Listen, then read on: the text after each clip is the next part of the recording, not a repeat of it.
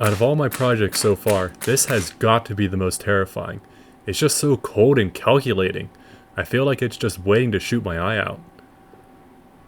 For those of you who saw the Aimbot V1 video and are wondering what happened to V2, I'll get to that in a moment.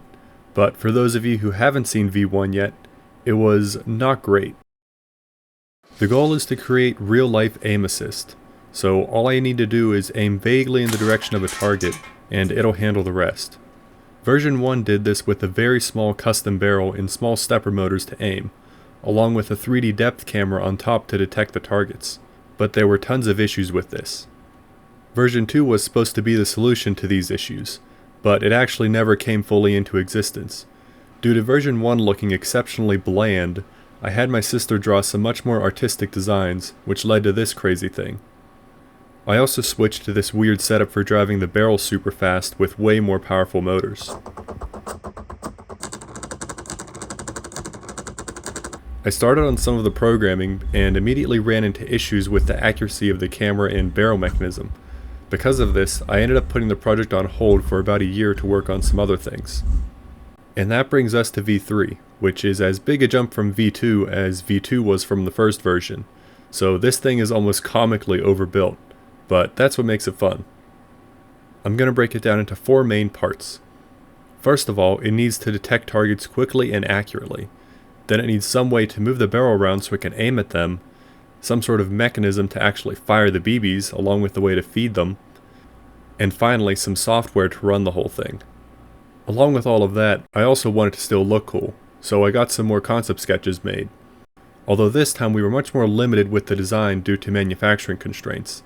Instead of 3D printing everything like last time, this one is going to be all metal.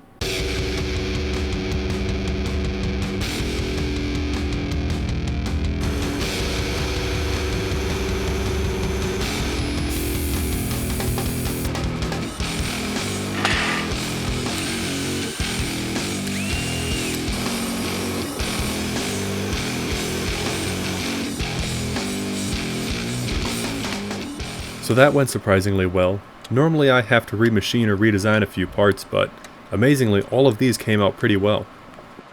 Now that you have something to look at, I can go over why I designed it this way. Both of the previous versions used something called a stereo depth camera. It gave a 3D view of everything it could see, meaning the value of each pixel represented the distance to that point. With that and a normal color camera, I was able to detect colored targets and find their actual 3D position. This worked to an extent, but I was limited to only 60 frames a second, and it would often detect random items as targets. Chances are, if you're watching this video, you've heard of Stuff Made Here, and may even remember him talking about these super fancy cameras he has placed around his shop. These things. They use infrared light that bounces off retroreflective markers. This makes the markers appear extremely bright and easy for the camera to pick out from the surroundings. Think of it like how when driving at night, your headlights make road signs appear almost blindingly bright compared to everything else around them. Sadly, I don't have an OptiTrack system, nor the money to buy one, but I am crazy enough to try to make my own. All I need to do is slap some lights around some cameras, and I should be good to go. These are the cameras I picked out, or more specifically, these. They are industrial grade black and white cameras and are super cool. At the full resolution, they're limited to only 60 FPS. But if I lower the resolution, the frame rate goes up. I can keep lowering it to get faster and faster speeds, but eventually there's just not enough pixels left for it to be useful. I can also reduce how much of the camera sensor is actually used, which is called the region of interest. I can set a size smaller than the full sensor and only read out a small portion of the total pixels, further increasing the frame rate. The downside is I now only see a small part of the entire image, so if the target moves even a tiny bit, it may not see it anymore. Luckily, the cameras allow you to move the active area in real time, so I can essentially move it around to track the marker at much faster frame rates than reading out the whole sensor each frame. These cameras coupled with some zoom lenses should give really accurate positioning of targets, even at longer distances. For the lights to illuminate the reflectors, I wasn't quite sure how bright they actually needed to be, so once again they're just way overkill. I made these custom circuit boards to run a whole 15 watt of infrared LEDs on each side. I even added water cooling to the back layer to keep everything cool but also lightweight. Because they're infrared, they're not visible to this camera and are only a very dull red to the eye, but my phone can see them somewhat. For all of this to work, it does require that the target is retroreflective. All I need to do is stick some of this reflective tape to something, and it should hopefully detect it. With the cameras and lights installed, we can now look at Aimbot's perspective. Once the lights are switched on, it makes the reflector appear way brighter than everything else. When I properly adjust the exposure, the rest of the image is almost completely black. This will make it super easy for the software to detect the targets. So now that I have a really good way of detecting targets, I need a really good way to aim at them. Both of the previous versions had major issues with accuracy, meaning even though it thought it was aiming directly at the target, it was actually pointing a few inches away. This is due to all the imperfections in basically anything in between the camera and barrel. Any small angles or misalignments directly translate into aiming at the wrong spot. To fix this, I decided, why not just put the cameras right next to the barrel and move everything as one piece? That way there can't be any movement between them. There will, however, still be some fixed misalignment which I'll correct for later in software. The downside with putting the cameras on the barrel with zoom lenses is that they now only have a very small field of view. This is fine if the target is within it since it gives much better accuracy, but if the target is out of range, then it has no way to know where to move. That's why there's an additional third camera mounted to the frame that has a wide-angle lens. This allows it to see a much wider area so it can find any targets the zoom lenses may have missed. Because I now need to move not just the barrel, but also the cameras and lenses, I'm going to need much more powerful motors. So I stepped up to these industrial servos, which have over 20 times more torque than any of the previous versions. I did some preliminary testing before assembly was complete, and they can reposition insanely fast. It'll be slower once the additional weight is added, but it should still be more than enough. The motors have so much torque that they'd rip the teeth clean off any timing belts I could reasonably fit, so I had to switch to some lightweight chain instead. They're also really heavy, so there's no way I could have them moving around with the barrel like on V1. They need to stay stationary. I had to add a few gears to get this to work, which I try to avoid since 3D printed gears tend not to be very strong. But this was the best solution I could come up with. It did require some weird math to control the motors properly since the up and down tilt is dependent on the left and right movement. But that wasn't too much work and ended up looking really cool. I am, however, a bit suspicious of those gears. I'm not sure how much load they can handle before they snap. This drive system was the main reason I switched to all metal construction for the frame. 3D printing is nowhere near accurate or strong enough to hold everything in alignment under the forces that these motors can produce. Out of all the improvements I've made, I think the firing system is by far the biggest. It's designed to shoot these 6mm Airsoft BBs. For some reason, I decided to make whole custom firing mechanisms for both of my previous versions, neither of which ended up working very well. Now that I have huge motors to move this thing around, weight isn't as much of an issue, so I made the smarter choice and just bought off-the-shelf Airsoft parts. Here's the key part. It moves this nozzle in and out to load a BB into the chamber, then sends out a puff of air to fire. Remarkably, it somehow costs more than one of those industrial servo motors. What can possibly be that expensive in there? Oh. This blue part is called the hop-up chamber, and it's where BBs are fed in. There's a tiny adjustable piece of rubber in it that actually puts backspin on the BBs when they're fired. This makes them appear to defy gravity by flying in a straight line, or even curving upwards due to crazy aerodynamic stuff that's outside the scope of this video. Getting the BBs to this thing is a whole other issue. I don't want to just stick a full magazine onto the moving parts and have it hanging off, since it'll use up a ton of space and weight.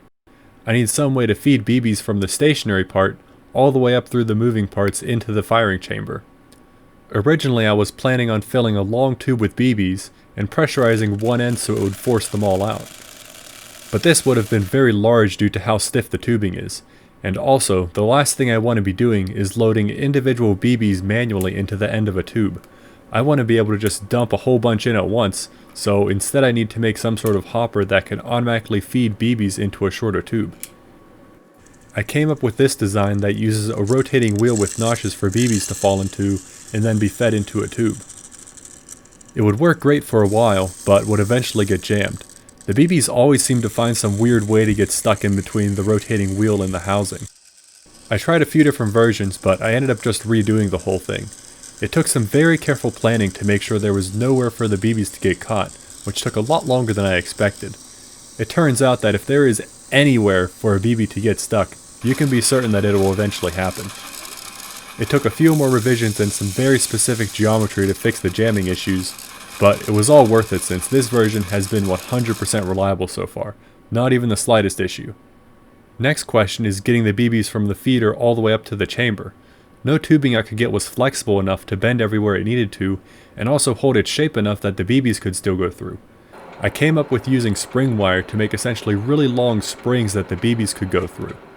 I started making a few test ones when, lo and behold, it turns out McMaster just sells them for $6. Not only are these really fun to play with, they're the perfect size for feeding BBs. But that's not all that's going on here. I didn't choose them only to be flexible tubes. When the spring is overfilled, it stretches lengthwise and provides a small buffer for the firing mechanism.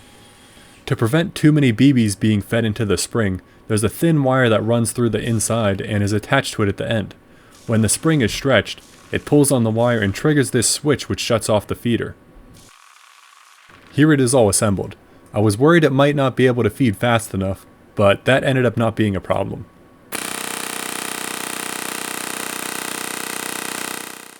If this isn't proof that using pre-optimized, off-the-shelf parts in your projects is a good idea, then I don't know what is. The final and biggest part of this project is the part you can't even see, the software. The overall system works like this. One of the cameras is set to run at a specific frame rate. It outputs a signal to the other cameras that tell them to capture a frame and also turn on the infrared lights. They are all linked together like this since it is absolutely critical that the frames are captured at exactly the same time. Otherwise, the calculations to figure out where the target is won't work correctly.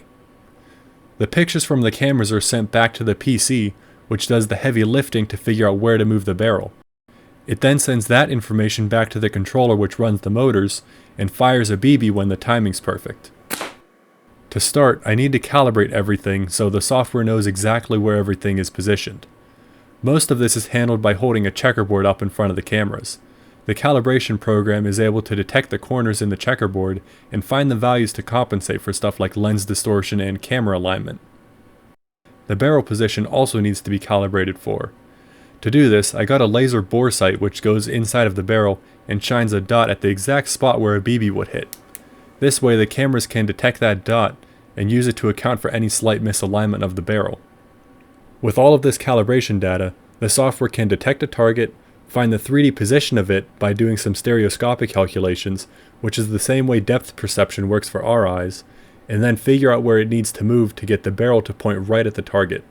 To start out, I've just mounted it to the table and I have a piece of reflective tape over there for it to aim at. What it should do is move the barrel to aim directly at it. So something is definitely not working quite right. At low frame rates it works just fine, but whenever I try to increase it slightly it starts jumping all over the place.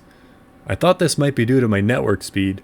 I am trying to shove 3 1 gigabit cameras through a single gigabit connection.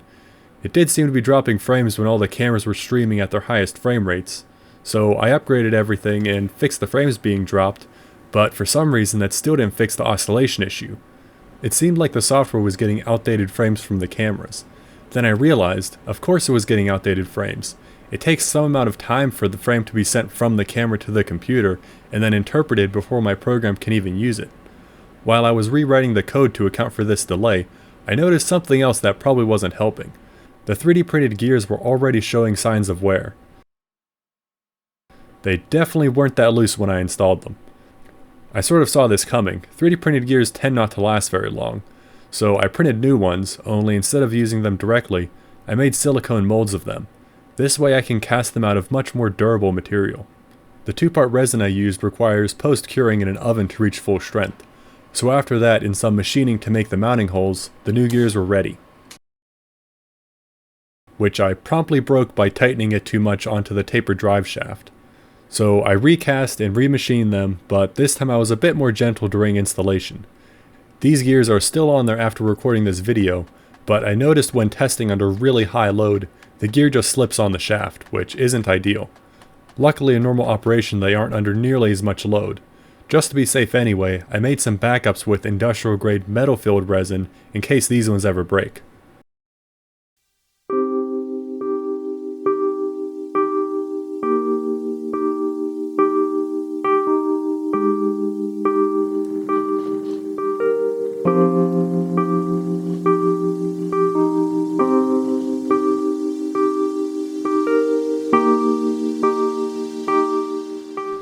Oh yeah, watching it finally track something smoothly is really satisfying. Next, I want to try handling multiple targets. Everything up until this point was only designed to handle one at a time, so along with getting the wide-angle camera to see all the targets, I also had to fix a lot of my previous code which broke when it saw multiple markers. Once all of the targets are detected, I need to find the shortest path to move between them so it can shoot all of them as fast as possible. Then it automatically cycles between all of the detected targets each time I pull the trigger. Perfect. Now what if I want to track moving targets? I began with targets moving in a circular pattern. It starts off in the default mode of just trying to aim at the marker. As the target rotates around, the software collects a bunch of points, orients them so they appear flat, and then does its best to find a circle that matches up with the points. It tends to be a bit jumpy when first starting since the points aren't very spread out, but once they are, it's able to very accurately estimate the actual target path even though the points aren't exact. The goal here is to aim ahead of where the target currently is to where it currently isn't. It knows this because it knows where it isn't. This is based on how long it takes to fire and how long it will take the BB to reach the target. As you can imagine, this requires an awful lot of processing. I started testing this mode, but it was nowhere near fast enough. After a week or so of optimizing, testing, and rewriting the code about 4 times, I finally have a working solution. My old code was taking the new location of a target, calculating the new estimated path, then sending that new position to the motors. But that path estimation part was taking way too much time. What I came up with is a queue-based system that allows for multi-threading. Every time the cameras capture a new target location, it's added to a queue. Then there's a bunch of other processes running that take from that queue, run the path solving program, then give the results back to the main program to use to aim the barrel. This allows the software to use much more of the available processor since it's using multiple cores.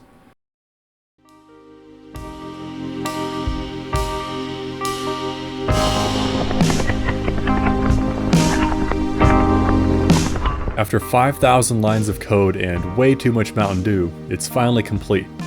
Weighing in at 22 pounds, half a horsepower of targeting motors, and a maximum fire rate of over 40 rounds a second, this thing is absolutely insane. The marker detection worked out so much better than I imagined. It actually works a little too well. Since it detects targets based on them being very bright, it also has this little habit of targeting on reflections, such as camera lenses. Or even worse, my glasses or even my eyes.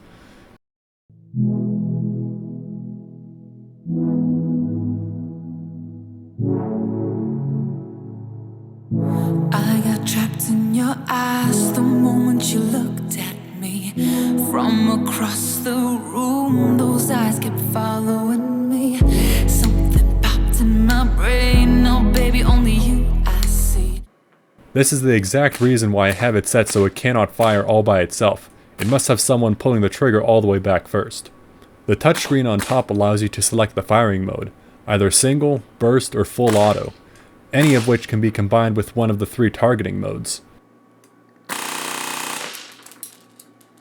Manual mode simply disables all the auto-aiming functions and allows it to operate like normal airsoft, with the exception of being able to click on the wide view and move the barrel in a specific direction.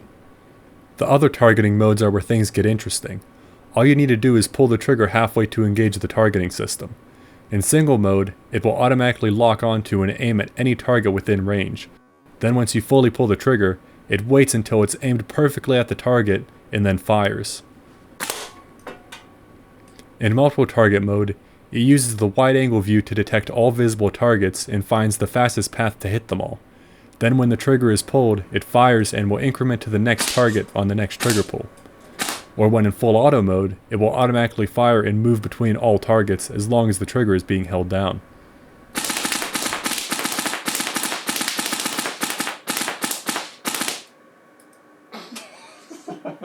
I'm very glad I decided to mount the main cameras directly to the barrel.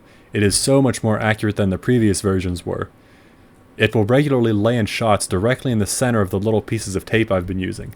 And this is with only 1/5 of the resolution the cameras are capable of, since I had to lower it so much to get decent frame rates. Alright, enough of those easy targets. Let's see what this thing can really do. This is where the ability to reduce the area of the camera sensor that's being used is going to be super useful. I updated the software to automatically switch to a smaller portion of the sensor once a target's detected, then move that area around to track the target as it moves. With that, I was able to boost the frame rate all the way up to around 1000 FPS. Unfortunately, after I had already spent the day making software changes, I found a bug with the cameras that prevents me from using the ROI function correctly. Whenever I try to use a lower overall resolution and a smaller sensor area, it keeps me from seeing the lower portion of the frame. I spent a week talking with support to try to find a solution, but the cameras were out of warranty, which is not surprising, so they couldn't provide full support. I was, however, able to get new firmware for them, with the disclaimer that it may or may not brick the cameras. I really didn't want to be stuck with completely dead cameras, so I ended up just disabling the new code and was stuck hoping the current frame rate would be good enough. I have the software assume the dart will continue in a straight path and to aim ahead of it based on how fast it's moving and how long it would take a BB to reach it, similar to how tracking the spinning targets worked, only this time I'm just skipping the advanced path fitting stuff due to how fast it will need to react. I have it set to immediately start firing in full auto once it sees a moving dart. This will give it the best chance of at least hitting once. This also results in a terrifying random spray of BBs everywhere as it follows the dart, so I had to set up sheets to keep from accidentally shooting my monitors or lights. In burst mode. Okay. Let me know when you're ready to fire.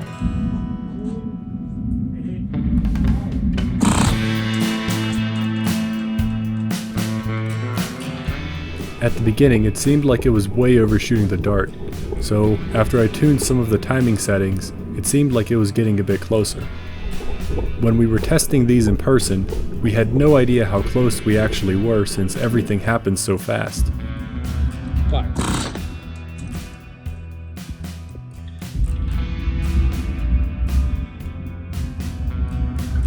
Fire. They keep making it through. You got crappy defenses. Fire.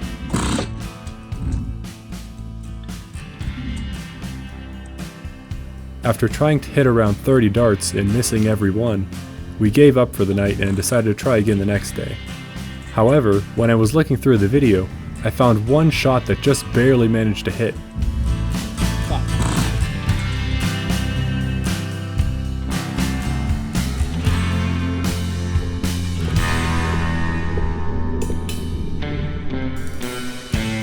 The next day of testing, it was able to hit a few more.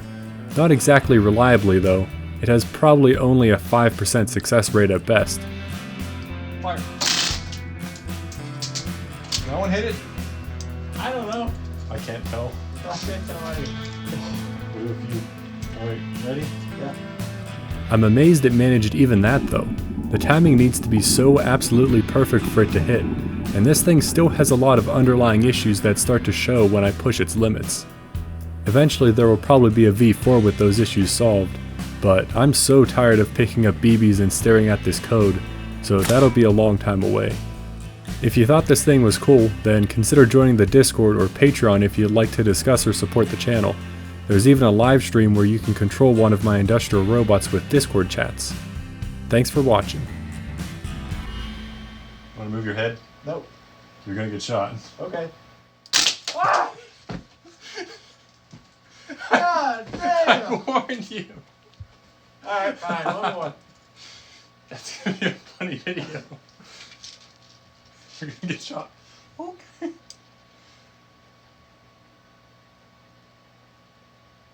Go.